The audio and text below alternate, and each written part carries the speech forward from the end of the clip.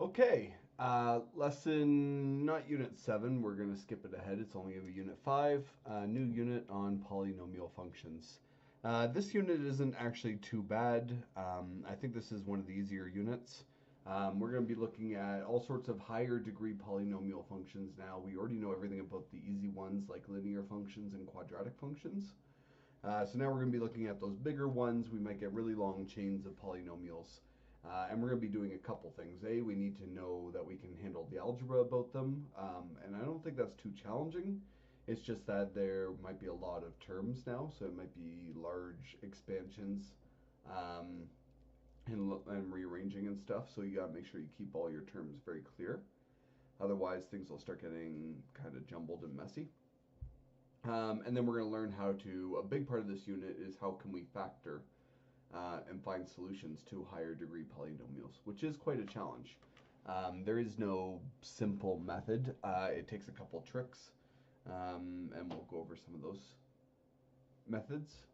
And then near the end, we're going to be talking about how to graph all these higher degree polynomials and the different patterns that they have. So I think there's like 10 different lessons in this unit, and we're going to do a bunch of them doubled up in one day, including the first two.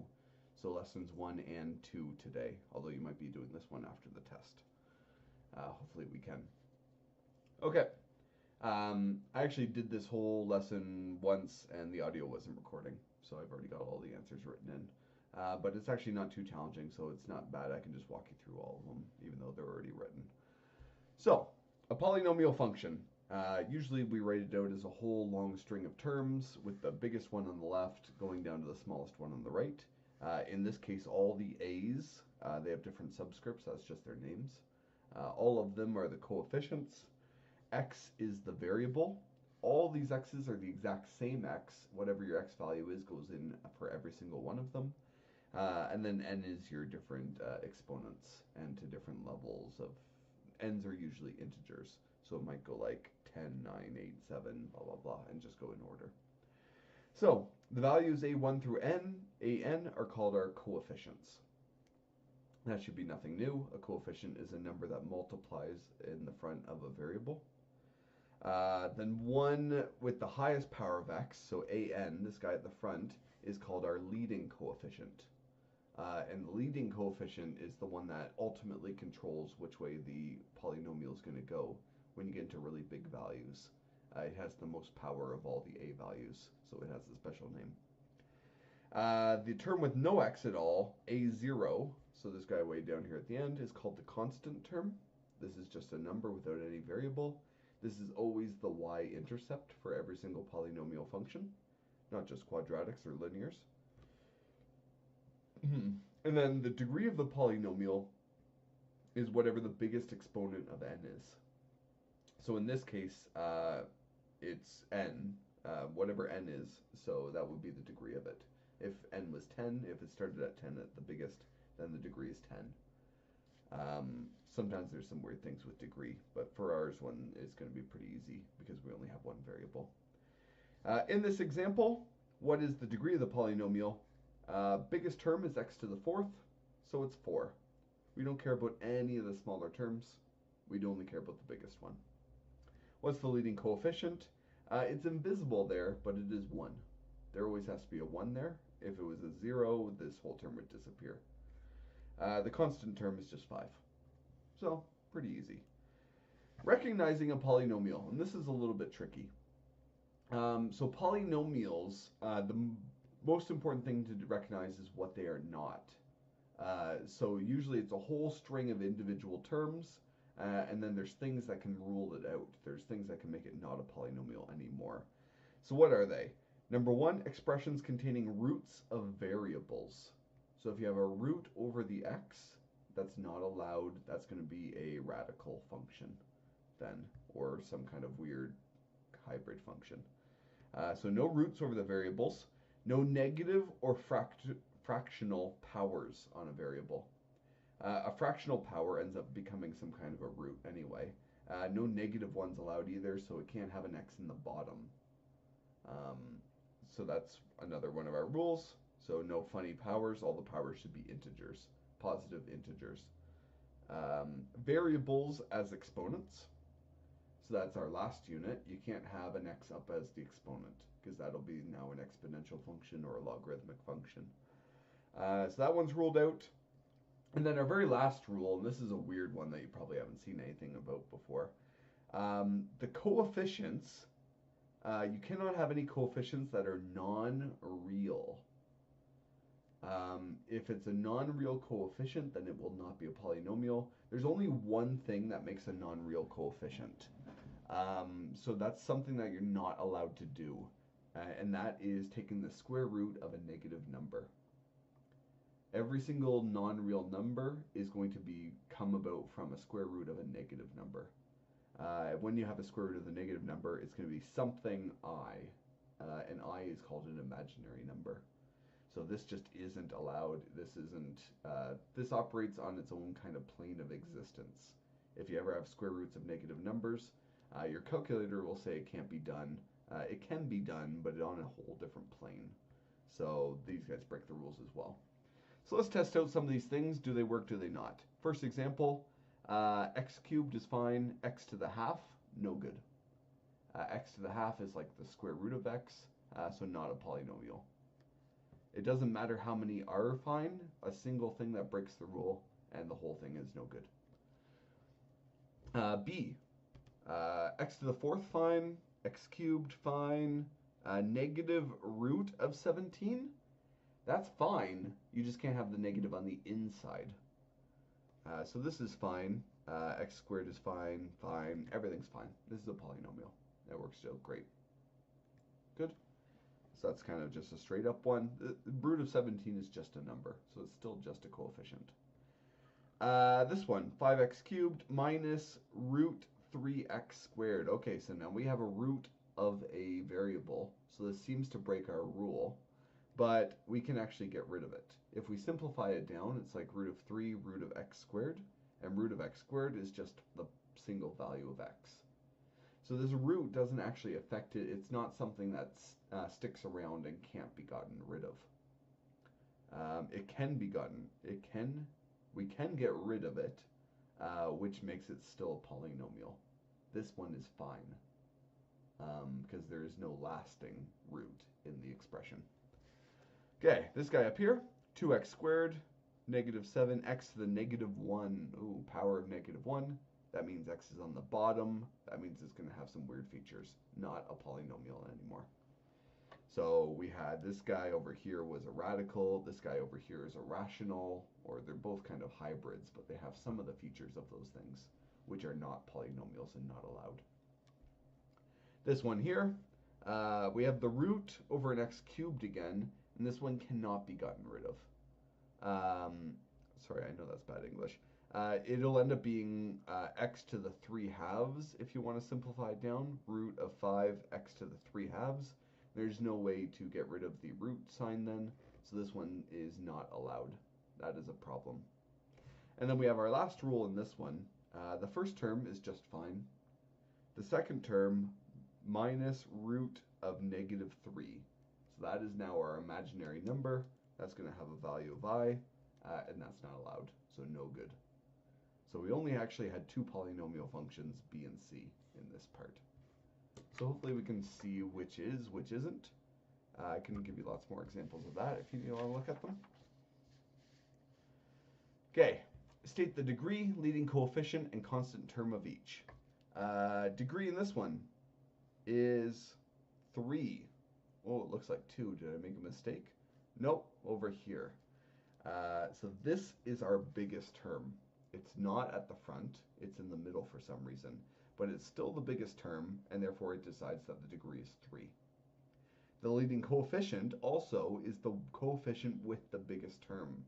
It's not the actual leading one, it's the one that leads it in terms of power, so the one that goes with the biggest term. So that's negative 25, and the constant is negative 39. Now this is just bad form. We wouldn't want to write it like this. If you guys were writing the expression, I'd want you to switch these. We usually almost always go biggest to smallest, just as a custom. In this one, so we probably want to expand it to tell, but we don't really need to actually do that. We can kind of see what it's going to be anyway. Because if we FOIL, the biggest term is going to come from 5x times 2x. So the biggest term is going to be 10x squared. So that's degree 2 because the x squared, so the exponents are 2. The leading coefficient is 10 then. 5 times 2 is 10. And the constant term, negative 1 times 7, should be negative 7. The two middle terms that we're ignoring will not affect any of those values. So that's actually just fine. Okay, so let's see if we can do it without actually expanding. If we got a factored form, could we tell things about it? So in this one, we want to be able to state the degree, the leading coefficient, and the constant. So let's find out what the biggest term is going to look like in this one. And it's a bit hard because we have this 3x minus 1 squared.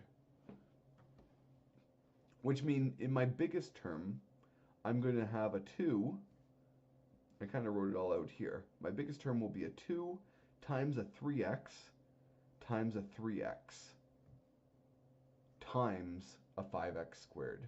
When all of those four things are all multiplied together, I'm going to end up with my biggest term. So what degree will that be? X squared times x will be x to the 4th. That is a 4th degree polynomial. Every time you multiply by an x value, you go up by 1. So 4th degree, what's the leading coefficient? 5 times 3 times 3 times 2, which I did in my head and I think I got 90. Hopefully that's right. If it's not, you can correct me. What would the constant term be? Well, that's going to be 2. Well, it's going to be negative 1 times negative 1, I said, from our FOIL, the L part, times the 2 from the leading coefficient, times the very back of this one, only to get the constant term, times positive 1. And all of that should be a constant of 2. So it's not the easiest thing, but it's not the hardest thing, that's for sure either. In our second example, so what are we going to be doing to get the biggest term? It's going to be, again, a 3x times a 3x times a 2. So 2 times 3x times 3x. Not times 5x squared. It's maybe plus 5x squared. If the first term is an x squared as well, then you have to add that to it. So we figure that out. That's going to be 9x squared. That's going to be 18x squared. So you do actually add this last term because they are like terms. So 18 plus 5, you have 23x squareds. I know I'm going quick. Sorry, it's because my second time through all this. If it's confusing, just pause it or rewatch the question. But it should be something like that. I didn't know I had to add the last term. I was just putting there just in case. If this ended up being an x cubed, then that last term wouldn't have mattered. It would have been only this. But I got 23x squared, which means degree 2, leading coefficient of 23. What was my constant term? Well, it's negative 1 times negative 1 times 2. Negative 1 times negative 1 times 2. Maybe add 1. Probably add 1, because it's just a constant term. So plus 1 at the end. So negative 1 times negative 1 times 2 is 2, plus 1 is 3. Okay, confusing. We haven't really checked to see if we're doing the things properly or not, and that's why we have part 2. Part 2, let's actually long expand this and see if it works. Now I did just B and I left A for you guys to work on. So in B, first you rewrite the binomial squared as two different things. Now the most common mistake I ever see here, and it actually happens fairly often, is people bring the 2 in to both sets. So they'll do 2 times 3x, 2 times negative 1, 2 times 3x, 2 times negative 1. They think they want to rainbow it across the whole thing, and that's a mistake. You can't do that. If you do that, you've done too much. Then you've actually multiplied by 2 too many. So if you are going to bring the 2 in, you only bring it into one set of brackets. So you would make this a 6x minus 2, and then you would FOIL. Because you still have to multiply, so you don't want to do it twice. But I actually never do it that way to avoid that problem. I always do the FOIL first. Whenever I see a question like this, I always do my FOIL, which should turn into 9x squared minus 6x, so negative 3 makes negative 6, plus 1. And then I rainbow my 2 across and make it twice as big. On the back side, nothing has actually changed. It's still 5x squared minus x plus 1. And then you collect your like terms. Sorry, I'm going very, very fast. I recognize that now. So we foiled, we rainbowed in the 2, and then we collected our like terms. I think this isn't too hard of algebra. If this is looking hard, then we definitely need to practice it. And then we check our answers. So it's degree 2, leading coefficient of 23, constant of 3. Yeah. So we did it all right. You can use some of these answers to answer part A. And it might be a good practice. If this is confusing at all, you should try A and see if you can expand and see if you can get to these same answers.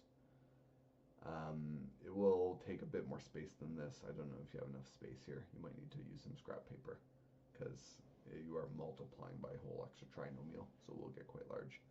Okay, pause that if you need it. Okay, moving on. Consider the polynomial function p of x is equal to 7. Explain why this has a degree of 0. There are no exponents on the variables in this case. So there are no variables, so there are no exponents on the variables. If there was a variable, like just a single x, that does have an exponent like 1. So even a single x already has a degree of 1. But there's no variables at all, so there is no degree for this one. Or it's like there's an x to the power 0, if you wanted to think of it like that. Because x to the 0 is just 1, so multiplying by 1 doesn't matter. So that's where our degree comes from. How much, what's the value of the exponents on the variables in the largest term? Explain why this type of function is called a constant function. The only term is a constant. That's why it's called a constant term. Constant function. The only thing is a constant in it. Okay, some names. I'm doing okay for time. So names, this is the least common one. I don't like this one that much, but we'll probably see it every once in a while. It might be a multiple choice on the test. You can name these polynomials based on what the coefficients are doing. So you could have integral coefficients. Let me actually write this the right way this time. So an integral coefficient means all the coefficients are integers. An integer is any number that is positive or negative, but it has to be no decimals, no fractions, like whole numbers. So -5 works, +7 works, anything positive or negative. So this says all of our a values are members of the integers in this case. Rational. Rational means there's at least one coefficient, which is not just an integer, but is a rational number. Rational means it could be a fraction, or it could be a decimal that repeats itself, or it could be a decimal that ends. And those two things are redundant. If you're a decimal that repeats itself or ends, you can be written as a fraction. And if you are a fraction, then you are either a decimal that repeats itself or a decimal that ends. Those things are two ways of looking at the same type of number. So in this case, we only have one that's a fraction, but that's enough to call the whole thing a rational polynomial. It has some rational exponents. Real is basically every single type of number. So this comes about when we have an irrational number, a number that cannot be written as a fraction. And those are usually our roots, or it could be like pi, or it could be that e value that we had in the last one. So one of those special irrational numbers. So one of them is enough to call it just a real one. The only thing that isn't real is what we just talked about before, which is the square root of a negative number. That's the only thing that is not a real number. Everything else counts as real. Rational and integers are all real numbers as well. Just they're more specific. Okay. The easiest page now, I'm going to kind of fly through this one. We know about our different terms. A monomial, binomial, trinomial, and anything bigger we call a polynomial. Terms, I really don't think, people go a long time without remembering exactly what they are, and we do say them often. They are important to know the difference. A term is something separated by a plus and minus. So it's something plus or minus something else. That would be two different terms. So it could be a whole bunch of things that are all multiplied together, are all a single term. Every time they're pulled apart from each other, every time there's like a divisor with a plus minus, then it's different terms. Okay, degrees, and we know about these as well. Degree 0 functions constant, 1 is linear, 2 is quadratic, 3 is cubic, and 4, I don't use this word very often. I'm not even completely confident with how to say it, but I think it's quartic. Quartic.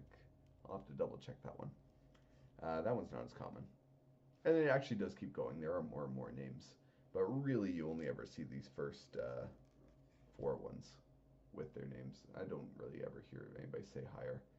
Most people just say it's a polynomial of whatever degree. Polynomial of the 5th degree when you're beyond that. Okay, filling in this table, we know this stuff. Degrees, 0, 1, 2, 3, 4. 0, 1, 2, 3, 4. What do we call them? What's their type? The first one, you can call it a constant function, or a horizontal line is also true. Second's linear. Third's quadratic. Fourth is cubic. And the 5th one in this row, the 4th degree, is quartic, or whatever that word is. We'll have to look up how to say that correctly. In each case, I actually really like this question. You should try this one on your own first. Try to write a polynomial function that satisfies 3 different ways of naming them, all in one. So pause this, give this a try. When you're done, unpause it.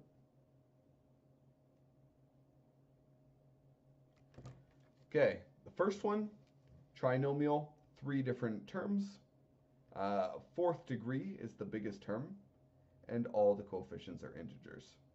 Pretty easy. Well, you could write a lot of different things here, but it should look something like that. Second one, binomial, so only 2 terms, and it's linear. You can only get linear as a binomial or a monomial. You can't get more terms than that, unless it's not simple. But we usually simplify these things, so we don't have 2 different terms with a single x value, because that wouldn't be simplified. Real coefficients, so you have to have some kind of coefficient that is not just a rational or an integer. So you could do root of 3, you could do pi, you could do any of those things. So that should be fine. A monomial quadratic with a rational coefficient. Half x squared. Makes sense. Okay. Last 2 questions. Oh no. If I can get this paper to turn around the right way. Ripped off. Bad staple. Let me actually hide this if I can for a little bit.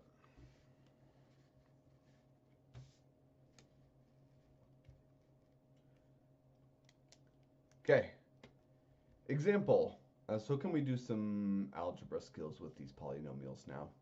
If you have this function p of x equals negative 3x squared plus ax plus 8, so we don't know what a is yet, and you were given the fact that p of 1 equals negative 9. So p of 1 means you're going to sub in an x value of 1, and you're going to get the answer, negative 9. Can we solve for a? So we sub those 2 things in. Negative 9 is equal to, and then replace every x with positive 1. Now this isn't going to be too hard. You can simplify that. And then you move your numbers to the left. So subtract 8, add 3, which should be negative 14. And that's it. Really easy question there. The next one's a bit harder. I think everybody can do that. That's kind of, I feel like that's like, I think I do that in middle school, really. My grade 8s could probably do that one. Number 2, determine the values of a and b. So we have, again, a polynomial function degree 2, but we have 2 unknowns. We don't know what the coefficient on the x part is, and we don't know what the constant is either. So 2 unknowns, but we're given 2 pieces of information. We have 1 point kind of on the graph, if you want to think of like that. So our parabola has to go through this point, and we have another point on our graph as well. The parabola also goes through this point. So there will only be 1 possible parabola with a negative 2 leading coefficient that goes through both these points. And we should be able to solve for that. I don't think we see it very much this year, but you should start recognizing this, and this is a big part of university first year algebra courses. This is a huge, huge part of them. When you're looking for two different unknowns, you need to have two different equations to solve for both of them. One equation is just fine to solve for one unknown. For two unknowns, you need two equations. If you have three unknowns, you need three equations to be able to solve it uniquely. Otherwise, there could be an infinite number of solutions or a bunch of other problems. It's not quite that easy, but that's at least the minimum that you need. So in this one, we're going to set up the two equations. Equation number one using this fact. So sub in negative 18 for the y, sub in 2 for all the x's. Do the same thing for the second equation. Sub in negative 13 for the y, sub in negative 3 for all the x's. Now it's a system of equations, and we have two different variables. This is going to be an elimination question. You could do it both ways, but elimination is going to be a bit easier. But let's tidy it up first. So let's rewrite these, because we have all these, we have numbers here, and they're not pretty yet. So we're going to bring them down to here. So solve all this as a number. 2 squared is 4, times negative 2 is negative 8. So you add 8, you get to your negative 10. This is just 2a, this is just b. So just tidy it up. You should get to these two equations.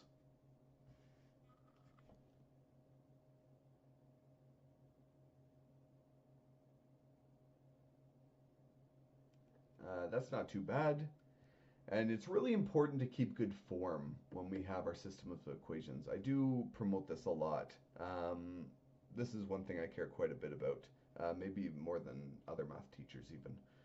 When you have multiple equations in a single question, it can really, really get messy. It can be very hard to follow your work. And this isn't just a teacher thing. It's not just for my sake for marking. It's a math thing. If you're attempting to prove something for, let's say we're an actuary and we do stock market analysis, and you write down this whole big complex expression to show that the stock prices are going to drop over the next 3 months, and you show somebody, I mean, work is okay for work's sake, but generally you want to show somebody these results, right? You show it and they can't read your results, it's not going to be very good. Almost all things that we do academically is only good so far as we can show it and explain it and teach other people it with the knowledge that we're doing. So we need to keep these things clear. So always write down your equations with numbers. This is another version of 1. This is another version of 2. It's just tidier now. And then I've seen some people, they only write like a minus there, meaning I'm going to subtract these things. I actually don't think that's sufficient because it looks like it could be a negative 5 then or something like that. Some people maybe do it with another color or maybe circle it. There's a lot of different methods, but I think the prettiest is this. I just say, okay, I'm going to take this number 1 and I'm going to subtract it from number 2. Because there's actually a lot of different things you can do with these equations. And as we go further in math, you could do a lot of new things with them as well. So I just like to see it like that. I think it makes things tidy and it really doesn't take that much time. We always want to be fast in math as well, but this really doesn't take that much time. So subtracting it, negative 10, subtract 5, negative 15. 2 subtract negative 3 is 5. And b subtract b, that's our elimination. So we've actually made our b's disappear now by doing our vertical elimination by subtracting. So same sign, same coefficient, means you can subtract them to get rid of them. Okay, then we solve for a. A is negative 3, pretty easy. And then we say what we're doing. So now I sub that fact back into one of my equations. I'm going to sub that back into 2. Which version? It doesn't matter. This 2 and this 2 are the exact same equation, so you can pick either. It really doesn't actually matter mathematically. Of course, we pick the easier one. So you sub it back into the second one, and you solve for b. Circle your results, and you found a must be negative 3, and b must be negative 4. Okay, that's it to the first one, 27 minutes. I don't know how I'm always slower the second time. I think it was only like 24, 25 the first time. Still not too long a lesson. Okay, we're going to try and finish a second lesson today as well. Hopefully maybe you got to some of this video after the test.